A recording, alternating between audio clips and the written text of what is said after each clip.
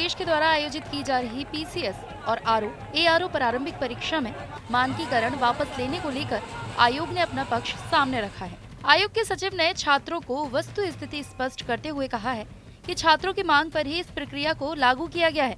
लोक सेवा आयोग के सचिव अशोक कुमार का कहना है कि छात्रों की सुविधा और मांग पर ही शासन ने परीक्षा संबंधी नियमावली में बदलाव किया है। जब छात्रों ने आयोग के सामने प्रदर्शन कर ये मांग रखी थी कि निजी स्कूल कॉलेजों को केंद्र न बनाया जाए और परीक्षा केंद्रों की दूरी अधिक न हो, तब उनकी मांगों पर ही राज किया और एडिट कॉलेजों को केंद्र बनाया जा रहा है और दूरी 10 किलोमीटर रखी गई है। उनका ये भी कहना है कि मानकीकरण सामान्य प्रक्रिया है और अधिकांश परीक्षाओं में इसे किया जा रहा है। आयोग ने भी विशेषज्ञों से फॉर्मूले पर राय ली है।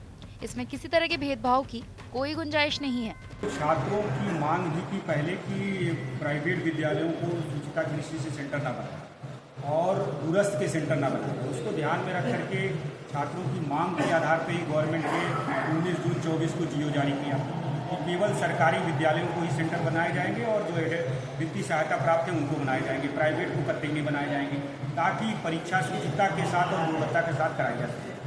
उसी के गाइडलाइन के अनुसार ही हम लोगों ने 75 जनपद से सेंटर प्राप्त करने की कोशिश किया, जिसमें सेंटर हमें जितने संख्या में अभ्यर्थी पंजीकृत हैं उसके सापेक्ष कम प्राप्त हुए, जिसके कारण हम एक दिन में न करा के 2 दिन में कराने का निर्णय लिए। और जब 2 दिन में होगा तो नॉर्मलाइजेशन लागू करना पड़ेगा और नॉर्मलाइजेशन के लिए जो बेस्ट हमारे पास जो भारत के मुख्य रिटायर्ड मुख्य सांख्यविद थे उनकी अध्यक्षता में हमने कमेटी बनाया। उन्होंने बेस्ट फार्मूला जो सुझाव दिया उस पर हमने उसे लागू किया और सभी को जानकारी के लिए विज्ञप्ति के माध्यम से हमने जो है जारी भी किया।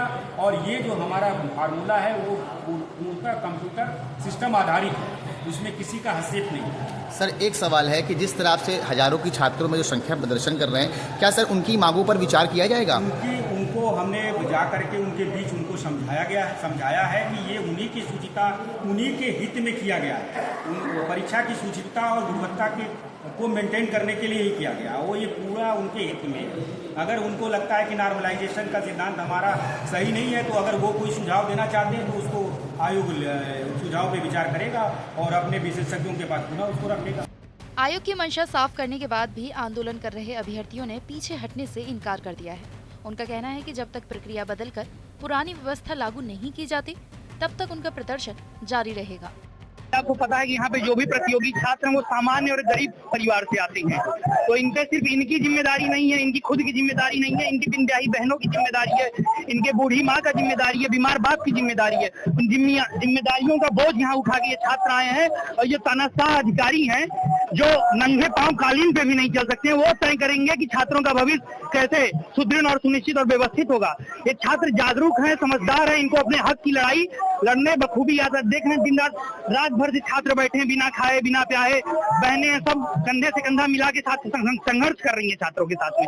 हमारी सिर्फ एक ये मांग है कि नॉर्मलाइजेशन की जो ये नया ढकोसला नया चोचला ये सरकार या ये संस्था हमें बता रही है, आयोग के अध्यक्ष सौरभ सिंह ने जो व्यवस्थाएं हमें गिनाने का प्रयास कर रहे हैं, ये पूर्णतः पाखंड है, ढोंग है। इसका हम पुरजोर विरोध करते हैं। क्या इससे पहले आयोग की परीक्षाएं नहीं होती थी? इससे पहले जो सीओ या एडिशनल एसपी डीएम एसडीएम बने हुए हैं इस आयोग के माध्यम से, क्या वो इसी प्रक्रिया से आए थे? वहां भी नॉर्मलाइजेशन हुआ था।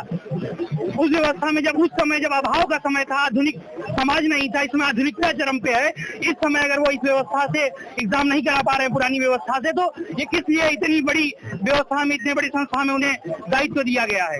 अगर जो उस योग्य नहीं है वो एग्जाम नहीं करा पा रहे हैं, ये कौन सी बात है? वो सीधे हाथ खड़ा कर दे रहे हैं कि हम जिम्मेदार नहीं, हमारे पास संसाधन नहीं है। नाम कार्तिकेय पति त्रिपाठी है, मैं प्रतियोगी छात्र हूँ और इलाहाबाद विश्वविद्यालय का छात्र हूँ। आंदोलन के 48 घंटे से अधिक बीत जाने के बाद भी छात्रों का गुस्सा कम नहीं हुआ है।